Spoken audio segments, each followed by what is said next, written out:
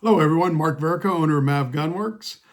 In this video here, we're going to cause some controversy. We're going to talk about breaking in a new rifle and what you need to do to break in a new rifle.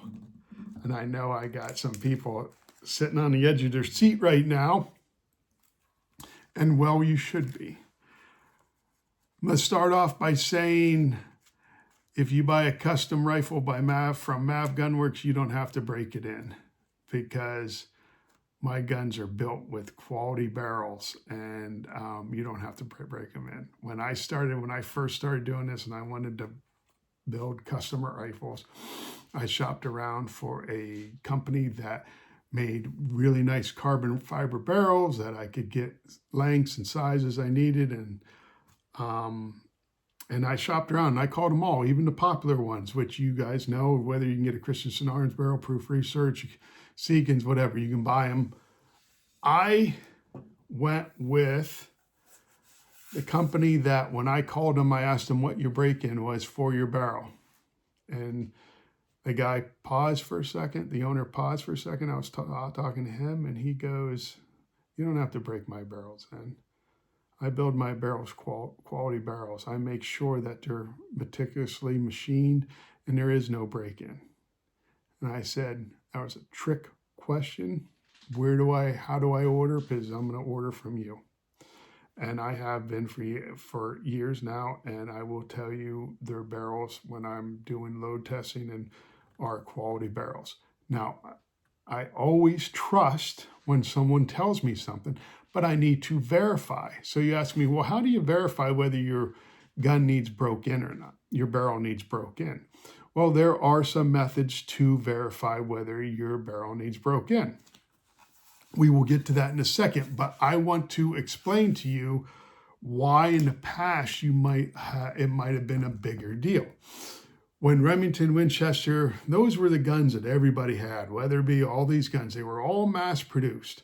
Now there were some built, with wood stocks, oh, this is great. But something that was very similar in all these guns were the pencil barrels that they mostly all had. And these barrels, just imagine how many barrels they would build in a day and do.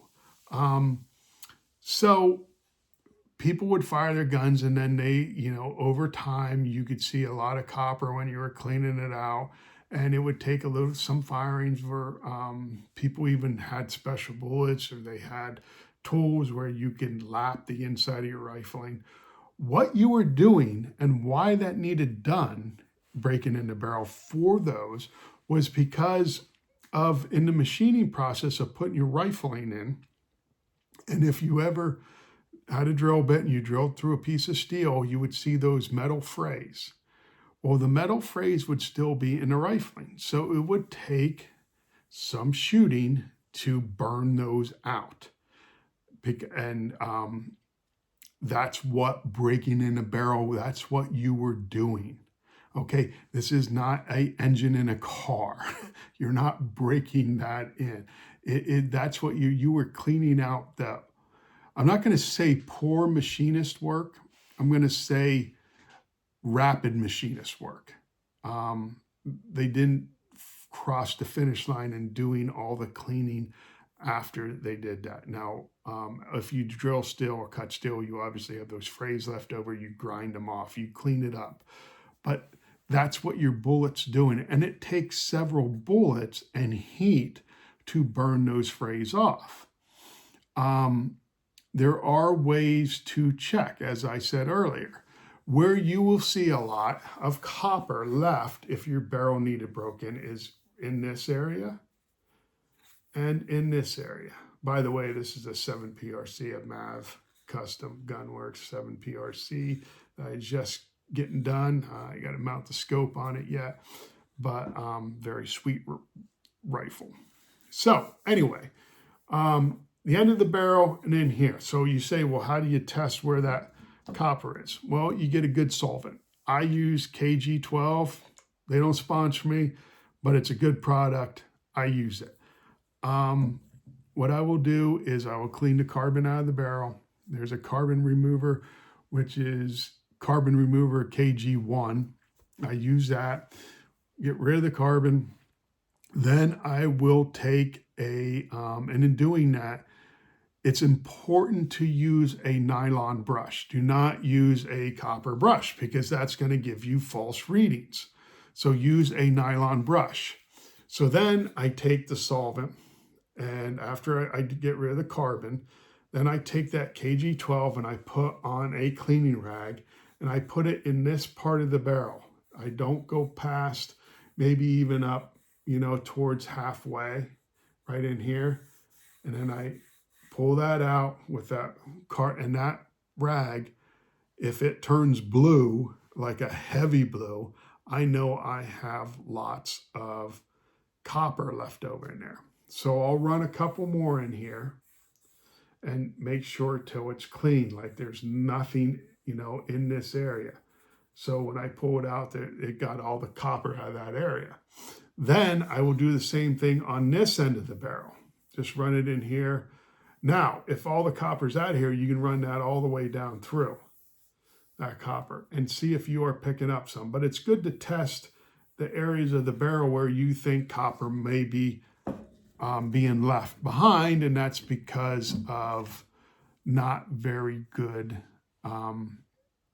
I shouldn't say not good machining, not good cleanup, not crossing the finish line, not taking the extra steps to do it. That's what concerns me a little when you buy mass-produced guns.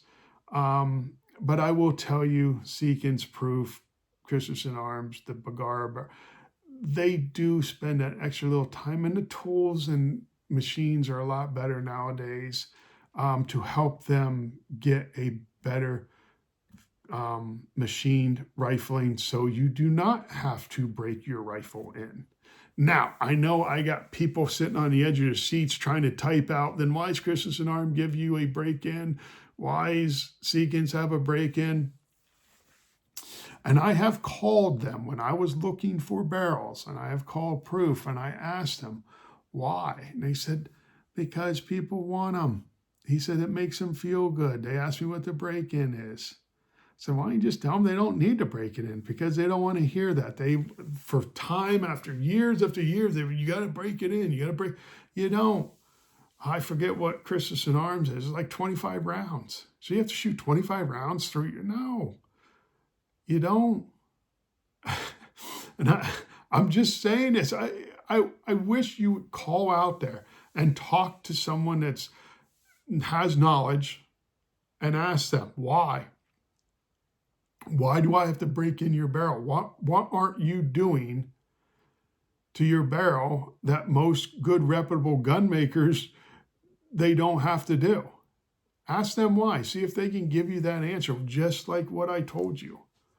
Now, when I am load developing for a rifle, when I get it together, what I will do is I will foul the barrel.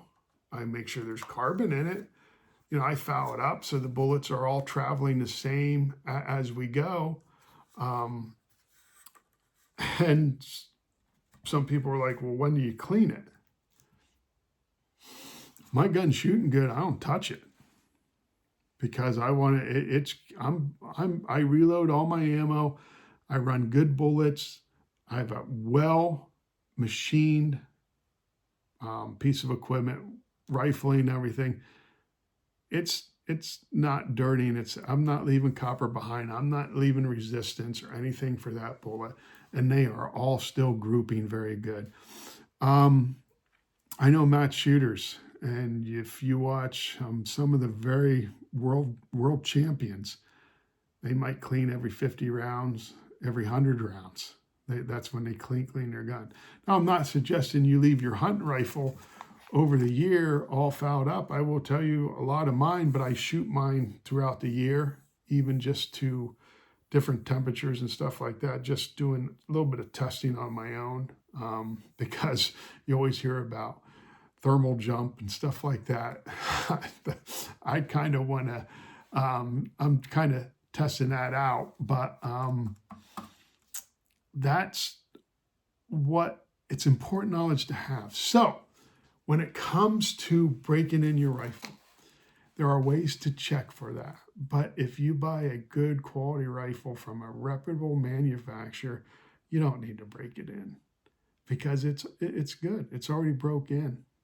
I mean, it's not already broke in. It's already good. It's well machined. Fire a few rounds through it. And if it starts to group and everything's good, don't mess with it because it's there. Take it out. I have taken out rifles that I've had maybe 10 rounds through because I was low development till I got it. And it's grouped real good. I take it out west and I'm, shooting 1,000 yards. No problem. Because good quality barrels. Now, if I have issues, and I'm not saying that you might have an issue with a rifle, and if you do, then do some investigation, see what's going on. Just like I said, get good solvents. There's ways to check if where's copper left over. Are you getting a lot of copper in your barrels? I will tell you some of my lower grade guns that were mass produced, whether it's Savage, Mossberg, anything, you look at the end of the barrel, you see a lot of copper, because it's tearing up your bullet. But good manufactured guns, reputable company. You don't need to break in. I know you're typing up your comments. Go ahead, type them up. There's a company that's telling you need to break it in. That's fine. Follow their rules. Do whatever you want. But I'm telling you, you don't have to, and there's ways of checking that out. So to see if you do. Hopefully you like this video. Hopefully you like arguing, because I'm fine with that too. I can argue. Again, like, share, follow. And as always, God bless you and God bless the United States of America. Have a good one.